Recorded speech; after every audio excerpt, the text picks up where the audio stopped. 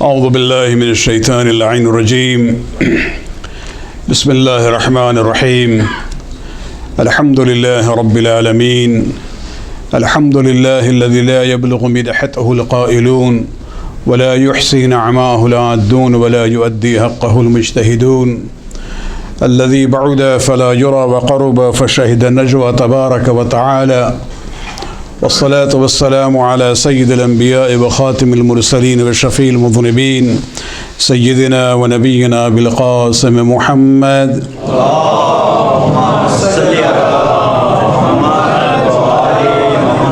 وعلى أهل بيته الطيبين الطاهرين المعصومين الذين أذهب الله عنهم الرجس وطهرهم تطهيرا.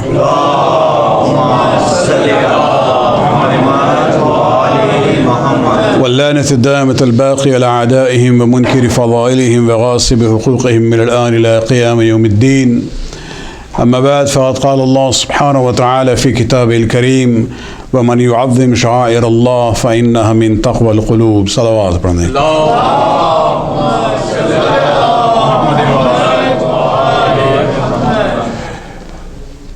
Today is the day of Arba'in, and in this series of majalis, I've been talking about the importance of ziyarat, focusing on ziyarat-e-waris.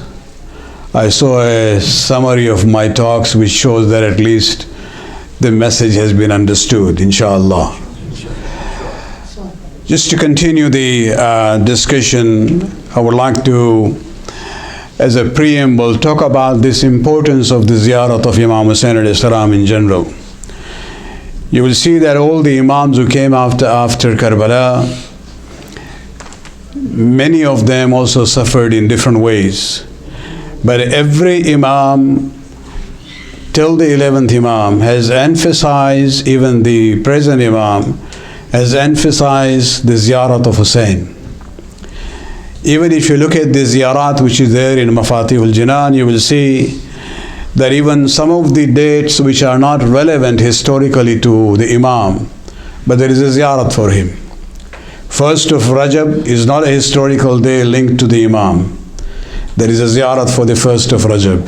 15th of Rajab, it has no connection historically with the Imam, but there is a ziyarat for the Imam. 15th of Sha'ban, it is the day of the wiladat of the present Imam, but the ziyarat recommended on that day is the ziyarat of Hussain. Then you come to the month of Ramadan, Laylatul Qadr, historically has nothing to do with Hussain, but we have the ziyarat for Hussain. On the day of Eid al-Fitr, historically not connected with Hussain, but we are told, remember the ziyarat of Hussain. When it comes to the day of Arafah, is the same thing. Day of Eid al-Adha, of course, Ashura and Arba'in are historically linked to Hussain ibn Ali. But these different ziyarats come from different Imams at different times, emphasize the issue that do not ever forget the tragedy of Karbala. And one way where we religiously maintain that is by this process of ziyarat. And keeping that in mind, this is where I decided to share with you some thoughts about ziyarat-e-waris. Since we recite it all the time, at least once a week, let us understand what we are saying. And you already saw the summary of that. The ziyarat is divided basically into 3 parts. We talked about Imam Hussain alayhi salam, and then in the second part we talked about our own commitment to Imam Hussain alayhi salam, and then we started last night the discussion about the companions of the Imam, the ashab of the Imam.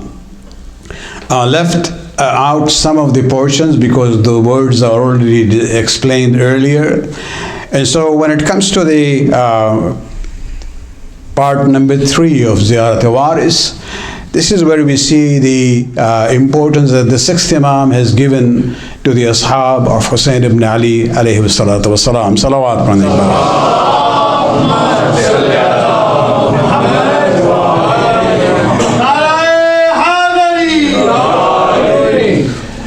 The sacrifice of the ashab of Hussain was not based on the duty. It was actually their own volunteerism.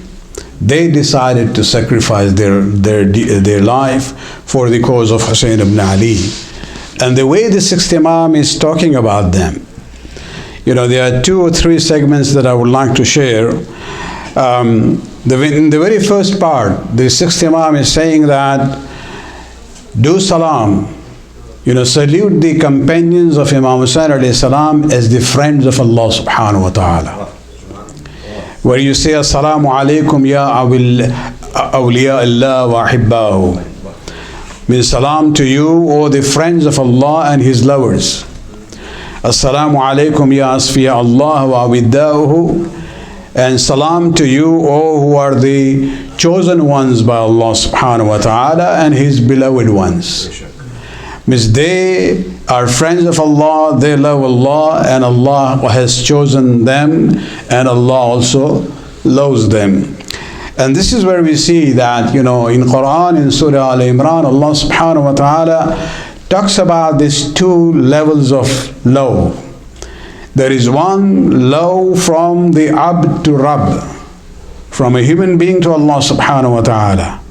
And then there is another level of the love of Rabb to the Abd, the Lord to the human beings.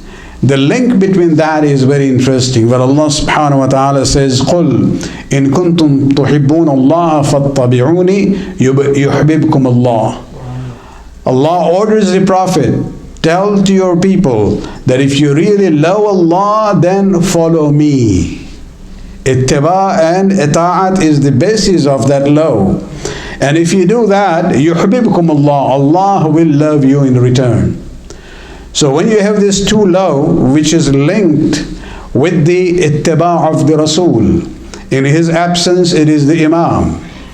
And this is where we talk about this importance of ittiba and ita'at of the Imam in different ways. And what will be the result of those 2 levels of love?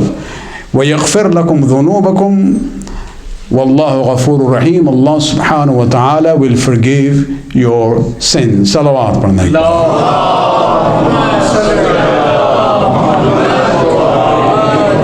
Next, the sixth Imam is saying now address them at an even higher level. And this is where we actually consider them to be the helpers of the deen of Allah subhanahu wa ta'ala. And there's quite a lot to say, but I don't have the time that much today. But I'll tell you one thing. All these people who have problem with saying Ya Ali, or Ya Muhammad, or Ya Hussein, they should think about it. If Allah is asking you to help Him, then that will be the biggest of the shirk. Allah is asking you to help Him. Look at this, we'll talk about it. The sixth Imam is now saying, salute the Ashab of Hussein by saying, Assalamu alaikum ya ansar dinillah. Salam to you, all who are the helpers of the deen and the religion of Allah subhanahu wa ta'ala. This is still more, acceptable, more simpler, because we are talking about Ansar of the Deen of Allah. But go to the Quran, Surah number 61, Ayat 14. There Allah subhanahu wa ta'ala is addressing the mu'mineen. Ya ayyuhalladhina amanu kunu ansar Allah. O you who believe, be the helpers of Allah subhanahu wa ta'ala. So is Allah mushrik here? If you can understand this concept, everything will become very easy for you. Salawat.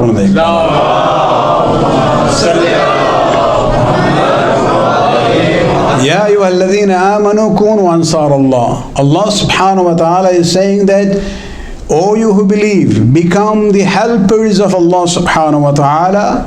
And then He gives an example. كما قال عيسى ابن مريم للحواريين. Just as Isa alayhi salam, he asked his disciples, the Hawariyin, what did he say? Man ansari ila Allah. Isa asked his disciples, who among you will be my helpers towards Allah subhanahu wa ta'ala. Isa is not asking them to be the helpers of Allah. He is saying, who among you will be my helper ilallah, towards Allah subhanahu wa ta'ala. قال الحواريون. Quran says that the disciples responded to Isa ibn Maryam by saying, Nahnu ansarullah. We are the helpers of Allah subhanahu wa ta'ala. Isa is saying, be my helper. And they are saying, we are the helpers of Allah subhanahu wa ta'ala. And this is where you have to realize that it is a matter of nisbat. Connections actually, elevate your level. Who is Isa? Isa alayhi salam is a Nabi. He is a Rasul. The disciples are his followers. Isa is saying, who among you will be my helper? If they become the helpers of Isa ibn Maryam, by extension, nisbat ki bunyad par, because of that link of Isa with Allah subhanahu wa ta'ala, they are not only ansar of Isa, they are also of ansar of Allah subhanahu wa ta'ala. Salawat pardhenge.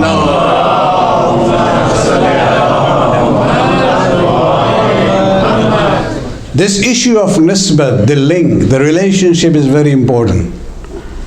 Means they are helping Isa ibn Maryam. In reality, they are helping Allah subhanahu wa ta'ala because of the link of Isa alayhi salam to Allah subhanahu wa ta'ala. When you look at the Quran, for example, you will see, in the very first battle of Badr, when Rasulullah faced the mushrikeen, the very first thing he did was he picked up some of the pebbles and he threw those pebbles towards the mushrikeen of Makkah, the army of the kuffar. Who did that? It was Muhammad Rasulullah. But look at the Quran.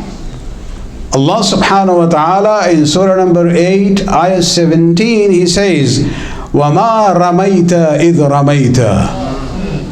O Muhammad, when you threw the pebbles, it was not you who did that.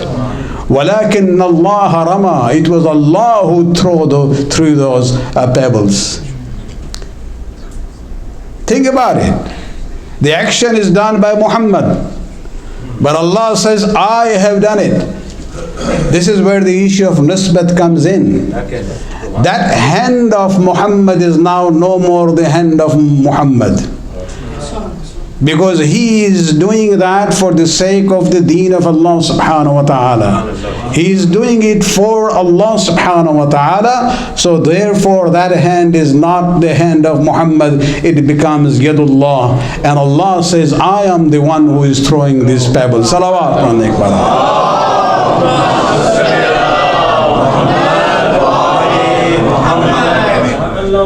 When you talk about, this nisbat, and especially why you are doing it, the motivation, look at this issue of the battle of Khandaq. And you know the story, you've been hearing about it from your childhood. I don't want to go into details. But when Amr ibn Abd Wud challenged, Rasulullah finally allowed Ali to go and, basically face him. And what happened? Amr ibn Abd Wud was able to wound Amir al-Mu'mineen, hurt him on his forehead. But then Amir al-Mu'mineen, threw him down from his horse. And when he got the chance, he set on him to kill him, finish him. At that moment, the most famous warrior of the Arabs showed his cowardice by spitting on the blessed face of Amir al-Mu'mineen. As a human being, of course, Ali became very angry. He stood up, took few steps back. He didn't finish him off. The companions sitting at the back with Rasulullah, they said, Ya Rasulullah, look at Ali, what is he doing? And he said, when he comes, you're going to ask him. The matter was that Ali wanted to finish off Amr ibn Abd Wud, but not out of his anger. Ali is not the abd of his own anger and emotions.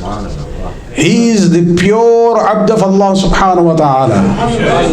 Whatever he is going to do, even when killing Amr ibn Abd Wud, he doesn't want even 1% of his anger to be part of the motivation. This is where Ali stands up, calms himself down. When his anger is subsided, this is where he goes and finishes his job. And that is why Rasulullah says, ضَرْبَةُ عَلِيٍّ يَوْمَ الْخَنْدَقِ أَفْضَلُ مِنْ عِبَادَةِ الثَّقَلَيْنِ. That value given to the zarbat of Ali was not because of the physical strength, it was with the purity of the intention of Amirul Mu'mineen. Salawat alayhi.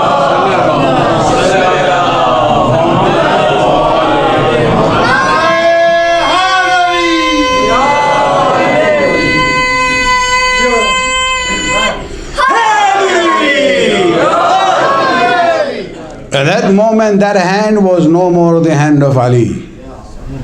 And that is where we say, Yadullah.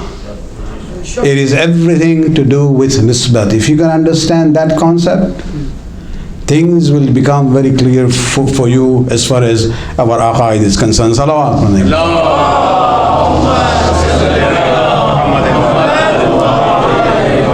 And so the first statement the sixth Imam has for us here, that address the companion as Assalamu alaikum ya ansar dinillah. And then keep this concept of nisbat in your mind. Then he says, say to them, Assalamu alaikum ya ansar Rasulullah. Assalamu alaikum ya ansar Amir al-Mu'mineen. Salam to you, the helpers of Rasul, the helpers of Amir al-Mu'mineen. Assalamu alaikum ya ansar Fatima Sayyidat al-Nisa al-Alameen. Salam to you, the helpers of Fatima. Assalamu alaikum ya ansar Abi Muhammad al-Hasan ibn Ali al-Wali al-Nasih. Salam to you, the helpers of Imam Hassan. And then you say, Assalamu alaikum ya ansar Abi Abdullah. Salam to you, the helpers of Hussein. The last statement is a reality. They were helpers of Hussein. But the sixth Imam is saying also address them as Ansar of Hassan, Ansar of Fatima, Ansar of Ali, Ansar of Rasul. Majority of them had not even seen Imam Hassan or Bibi Fatima or Ali or Rasulullah among the companions of Imam Musa on the day of Ashura. They had not seen them. But yet the sixth Imam is saying you address them as Ansar of Hassan, Ansar of Fatima, Ansar of Ali, Ansar of Rasulullah. Why? It has to do with the issue of nisbat. When they are helping Hussein, they are also helping Hassan. When they are helping Hussein, they are also helping Ali. When they are helping Hussein, they are also helping Fatima. When they are helping Hussein, they are also helping Rasulullah. And when they help Rasulullah, they are also helping the deen of Allah subhanahu wa ta'ala. Salawat on that.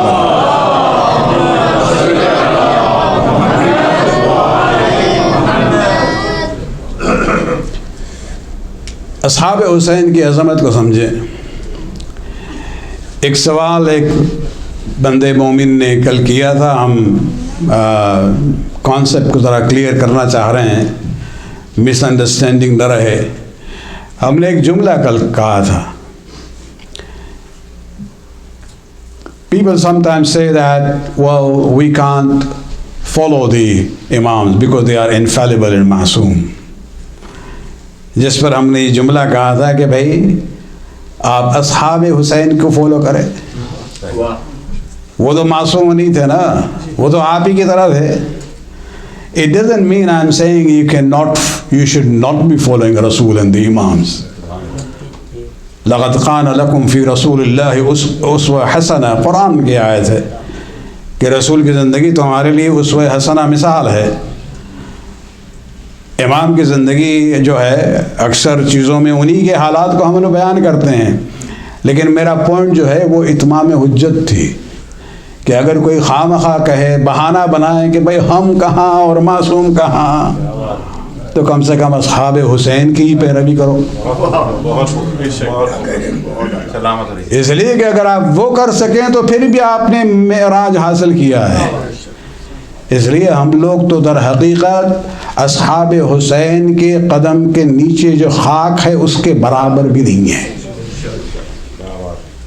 معصوم امام نے اس طرح سے ان کی تعریف بیان کی ہے۔ صلوات پڑھنے کے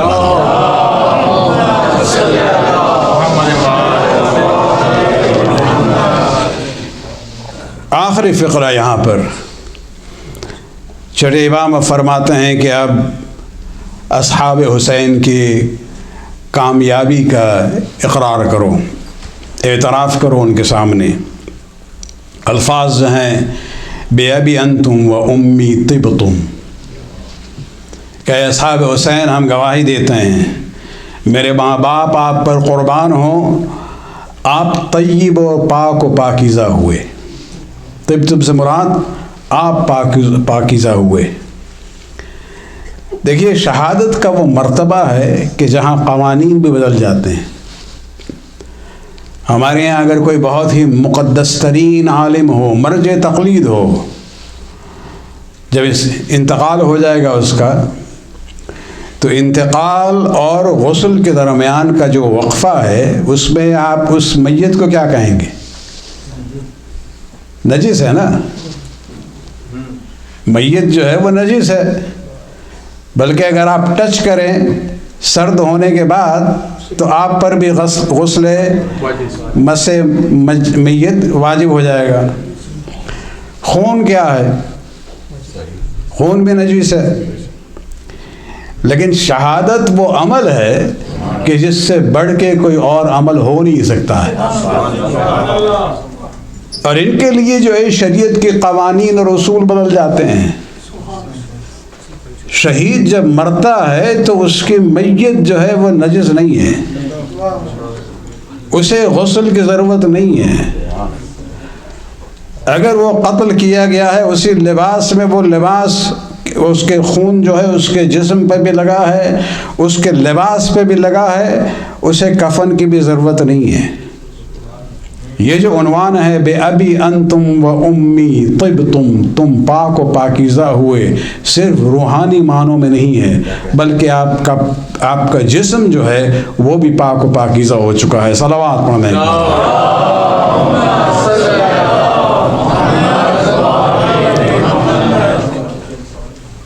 اور نہ صرف یہ، شہادت وہ عمل ہے اتنا پاورفل ہے کہ نہ صرف طب تم کہ آپ پاک و پاکیزہ ہو گئے۔ چھٹے امام کے الفاظ اور آگے پڑھیں، آپ اکثر ان کو یاد ہوگی، زیارت وارث وطابت الارض التي فيها دفنتم۔ نہ صرف آپ پاک و پاکیزہ ہوئے، بلکہ وہ مٹی جس میں آپ دفن کر دیے گئے ہیں وہ مٹی بھی جو ہے پاک و پاکیزہ ہو گئی ہے۔ یہ جو تربت کی بات ہوتی ہے، پہلے دن ہم نے کہا تھا، ہمیں کہا جاتا ہے کہ تربت پرست ہیں، ان بدبختوں کو معلوم نہیں ہے کہ اس مٹی کی قیمت و قدر کیا ہے۔ چھٹے امام کی ایک روایت ہے کہ جب آپ تربت حسین پر اپنے پیشانی کو رکھتے ہیں سجدے میں، آپ کی نماز جو ہے 7 حجابات کو پار کر کے بارگاہ الہی کے تک پہنچ جاتی ہے۔ اتنی طاقت ہے اس مٹی میں، اس لیے کہ یہ مٹی جو ہے مس ہوئی ہے اس جسم کے ساتھ جو شہید کا جسم ہے، اور اگر وہ سید الشہداء ہوں تو اس کی عظمت کئی گنا زیادہ ہو جاتی ہے۔ صلوات پڑھنے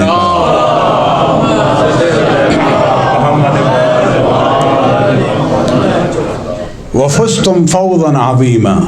امام کہتے ہیں اب ان سے کہو کہ تم نے بہت ہی اعلیٰ ترین درجے کو حاصل کیا ہے۔ You have achieved a great achievement. You have become purified, and even the earth in which you were buried was purified because of you. and you have attained a great achievement. اس کے بعد والا جملہ ہے وہ ہمارے لیے در حقیقت بہت اہم ہے. کل جو ہم نے کمٹمنٹ کی بات کی تھی کہ زیارت وارثہ میں ہم کمٹمنٹ کرتے ہیں امام حسین علیہ السلام کے ساتھ، ایک عہد ہے ہمارا، تجدید بیعت کی بات ہو رہی ہے کہ قلبی لقلبکم سلم، میرا دل جو ہے آپ کے دل کے تابع ہے، وعمری لعمرکم متبع، اور میری جو بھی وش ہے، میری جو بھی خواہش ہے وہ آپ کے حکم کے تابع ہے. یہ عنوان جو ہے یہ بہت ہی اہم ہے. اصحاب حسین اس مرحلے پہ فائز ہوئے ہیں. وہاں عہد چھٹے امام نے ہمیں یہ بتایا ہے اور نمونے کے طور پہ اصحاب کو پیش کیا ہے، اور اس لیے آخر میں یہ خواہش ہوتی ہے ہم لوگوں کی، فَيَا لَيْتَنِي كُنْتُ مَعَكُمْ فَأَفُوزُ مَعَكُمْ، کہ I wish I had been with you so that I also would have attained the status, that status with you. یہ جو خواہش کی بات ہوتی ہے یہ در حقیقت اس لیے ہے کہ ہمیں کہا جا رہا ہے کہ تم ان کو اپنا رول ماڈل سمجھو، ان کو مثال بناؤ اور ان کے مثال کے لحاظ سے اپنی زندگی کو بسر کرنے کی کوشش کرو، تو یقیناً تم بھی اس عظیم مرتبہ پہ فائز ہو سکتے ہو. صلوات پڑھنا.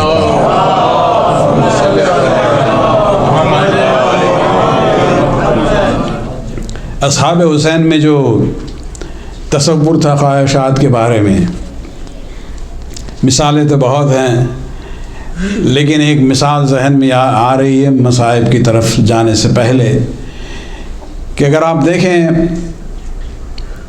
مسلم ابن اوسجہ کا نام مشہور ہے، اصحاب حسین میں جو بزرگوں میں سے عمر کے لحاظ سے بھی کوفہ کی بزرگ بھی تھی، وہ ان کی جب شہادت واقع ہو رہی تھی، ایک حملہ ہوا جس میں گرد و غبار جب بیٹھا، امام نے دیکھا کہ مسلم جو ہے زخمی پڑے ہیں. حبیب کے ساتھ گئے امام اس کے پاس. حبیب اور مسلم ایک دوسرے کے دوست تھے. اس وقت حبیب بن مظاہر نے ایک جملہ کہا مسلم بن اوسجہ سے کہ بھائی جس راستے پہ آپ جا رہے ہیں شہادت کا راستہ ہے، ہم بھی عنقریب آپ کے پیچھے پیچھے آنے والے ہیں، لیکن اگر کوئی وصیت ہو، آخری وصیت، تو بتاؤ تو ہم اس پر عمل کر کے ہمیں ثواب ملے گا. اس لیے کہ مومن کے آخری وصیت پر عمل کرنا کار خیر ہے. آپ سوچ لیں مسلم ابن اوسجہ کے بارے میں ایک روایت یہ بھی ملتی ہے کہ وہ اپنے زوجہ اور بچے کے ساتھ بھی آئے تھے، لیکن آخری مرحلے میں زندگی کے زخمی ہو چکے ہیں، معلوم ہے کہ اب آخری لمحات ہیں زندگی کے. مسلم بن اوسجہ کے دل میں کیا تھی، خواہش کیا تھی، آخری وصیت کیا تھی؟ نحیف آواز میں کمزور ہاتھ کو اٹھا کے حسین کی طرف اشارہ کرتے ہیں کہ حبیب اسی کا بہاوا، میری آخری وصیت سننا اور حبیب ان کا خیال رکھنا. یہ نہ ہو کہ ان پر زخم لگے یا یہ قتل ہو جائے اور تم زندہ رہو. یہ وہ تصور ہے جس میں کہا جاتا ہے قلبی لقلبکم سلم، اور ہمارے معاملات جو ہیں آپ کے معاملات کے تابع ہیں. اور اسی لیے ہمیں یہ سب مثالیں معصوم امام نے دی ہے زیارت وارث میں.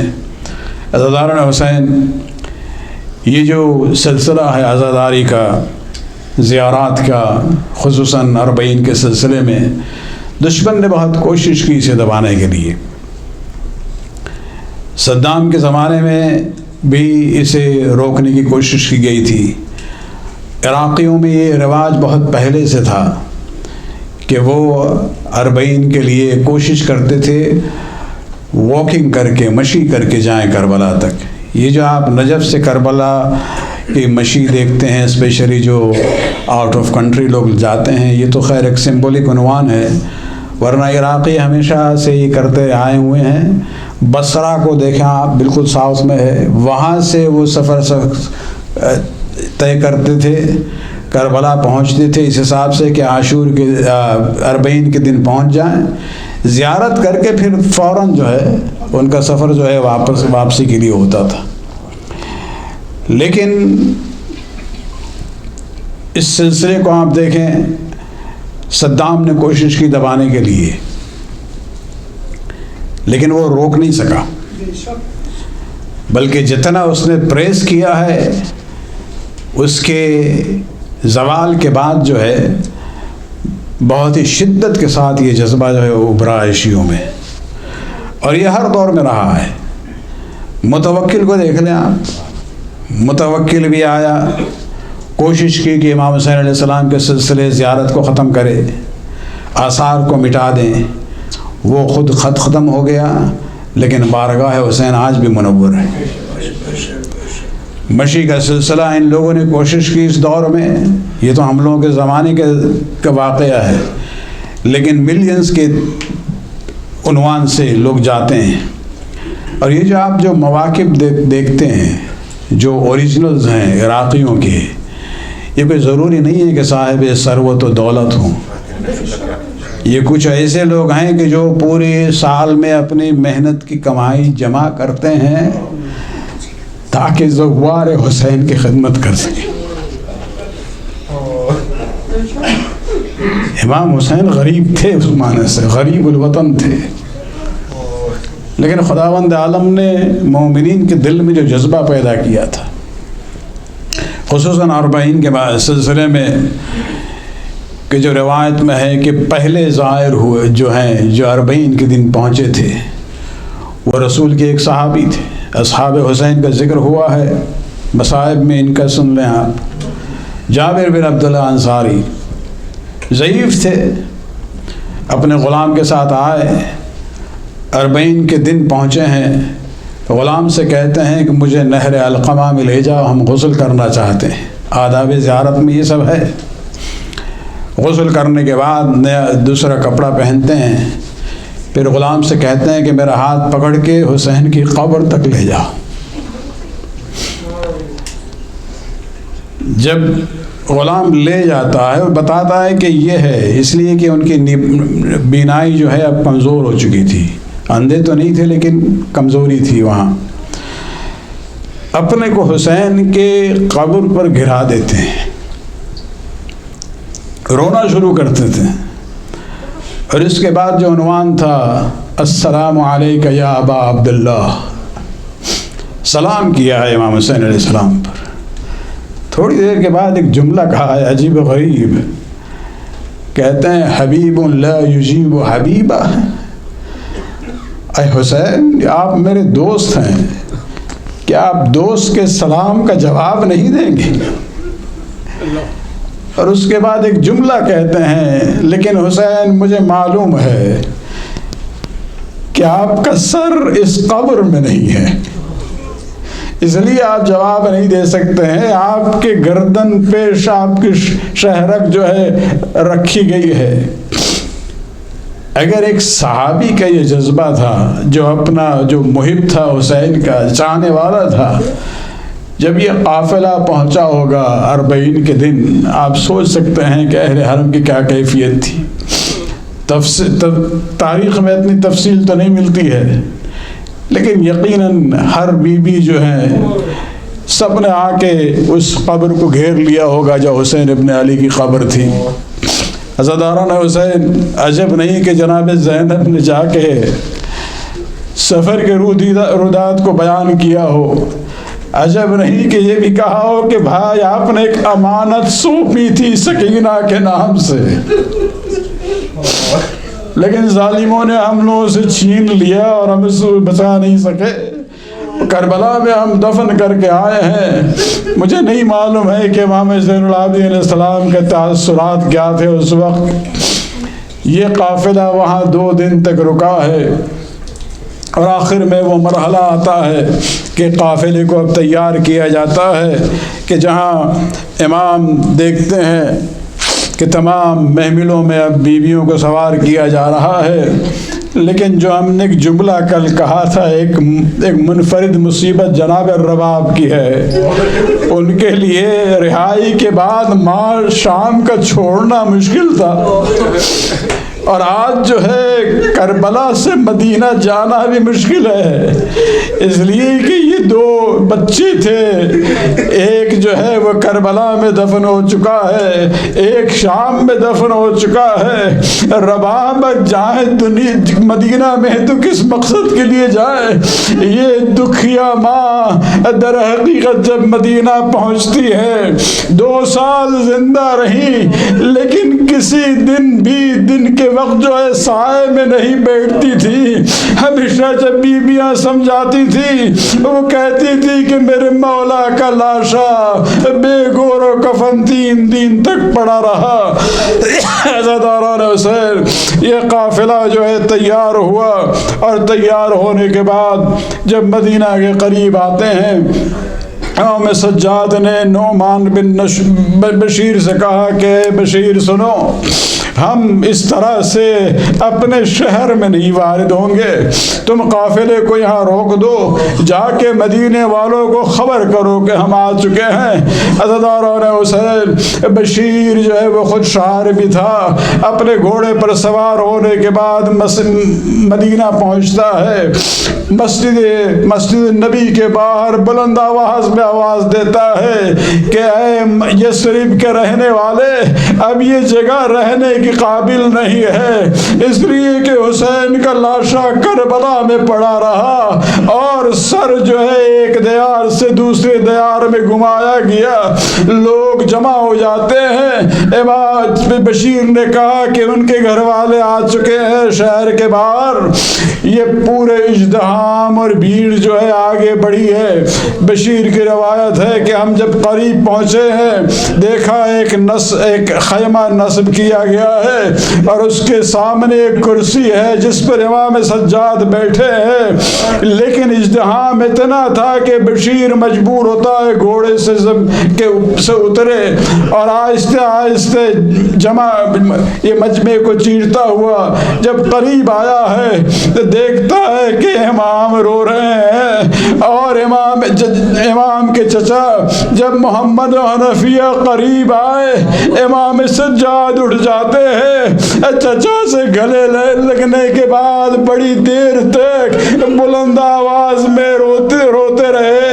عزاداران حسین، آپ جانتے ہیں اگر غربت میں مصیبت پڑتی ہے، اور اگر بچے اور خواتین آپ کے ساتھ ہو تو آپ مرد کی حیثیت سے صبر کر لیں گے، لیکن ایک بزرگ جب سامنے آتا ہے وطن میں، تب جو ہے صبر کا پیمانہ تب لبریز ہو جاتا ہے۔ امام روتے رہے کہ چچا میرے بابا کو شہید کر دیا گیا، ان کے اہل حرم کا بھی احترام نہ کیا گیا، بیویاں بھی جو ہے جو بنو ہاشم کی عورتیں آئی تھیں، وہ عجب نہیں کہ وہ تمام بیویوں کے پاس جا کر خصوصاً رباب سے پوچھتی ہوں گی، وہ شیر خوار بچہ جو آپ کے ساتھ گیا تھا اب وہ کتنا بڑا ہو چکا ہے، لیکن رباب کیا بتاتی کہ اب میری گود بھی خالی ہو چکی ہے۔ یہ قافلہ آہستہ آہستہ شہر میں وارد ہوا۔ جناب زینب کہتی ہیں امام سجاد سے کہ اے سجاد، ہم گھر نہیں جائیں گے، پہلے روزے رسول پہ جانا ہے۔ جب اہل حرم وہاں جاتی ہے، عزاداران حسین، جناب زینب نے رسول اسلام کو پرسا دیا ہے ان کے نواسے کی شہادت پر اور جو مظالم ہوئے ہیں، اور آخر میں جناب ام کلثوم نے ایک مرثیہ پڑھا ہے، بس اسی کے کچھ الفاظ آپ کے سامنے پیش کر کے مجلس ختم کرنا چاہیں گے۔ جناب ام کلثوم پہلے شہر مدینہ سے مخاطب ہوتی ہیں، فرماتی ہیں مدینہ جدنا لا تقبلین فبالحسرات والاحزان جینا. اے میرے نانا کے مدینے ہمیں قبول نہ کرنا اس لیے کہ ہم لوٹ کے آئے ہیں لیکن حسرتوں کے ساتھ اور حزن اور غم کے ساتھ. خرجنا منک باہلین جمعا. تمہارے اس شہر کو جب چھوڑا تھا پورا کنبہ ہمارے ساتھ تھا. رجعنا لا رجال فینا ولا بنینا. لیکن اب لوٹ آ کے آئے ہیں مرد ہمارے ساتھ نہیں, ہمارے جوان ہمارے ساتھ نہیں. اور آخر میں فرماتی ہے وَأَخْبِرْ جَدِّنَا أَنَّا أُسِرْنَا وَبَعْدَ الْأُسْرِ یا جد سبینا. اے مخبر جا کے میرے جد کو خبر کر دو کہ مجھے ہم لوگوں کو اسیر بنایا گیا اور اس کے بعد قیدی بنایا گیا. وَقَدْ ضَبَحُ الْحُسَيْنَ وَلَمْ يُرَاعُوا جَنَابِكَ يَا رسول اللہ فینا. اے رسول آپ کا کوئی بھی پاس نہ رکھا گیا. اور آخر میں جناب ام کلثوم جناب فاطمہ کی قبر کی طرف دیکھ کر مخاطب ہوتی ہیں افاطم لو نظرتی الی الصبایا بناتک فی البلاد متشتین. اے فاطمہ اگر آپ دیکھتی کس طرح سے آپ کی بیٹیوں کو قیدی بنایا گیا. اے فاطمہ آپ کہتی تھی کہ آپ پر اتنے مصائب گرے ہیں کہ اگر دن پہ پڑھتے تو تاریخ شب میں بدل جائیں گے, لیکن ماں اگر دیکھتی ہمارے مصائب آپ سے بھی کئی گنا زیادہ تھے. آخر میں ایک جملہ کہتی ہے افاطم لو نظرتی الی الحیارى ولو ابصرتی زین العابدین. کاش ہے ماں اپنے زین العابدین کو دیکھا ہوتا جب بھی اس حیثیت اس کو تازیانے مارتے تھے. اور آخر میں ام کلثوم یاد کرتی ہے اس 4 سال کی بچی کو, فرماتی ہے سکینۃ تشتکی من حر و جد. سکینہ ہمیشہ پریشانیوں سے آواز دیتی تھی الغوث یا رب العالمین. اے دنیا والے یہ میرا قصہ ہے اور سننے والے ہم پر آنسو بہاؤ اور غم کرو. الا لعنۃ اللہ علی القوم الظالمین سیعلم الذین ظلموا ای منقلب ینقلبون. ماتم حسین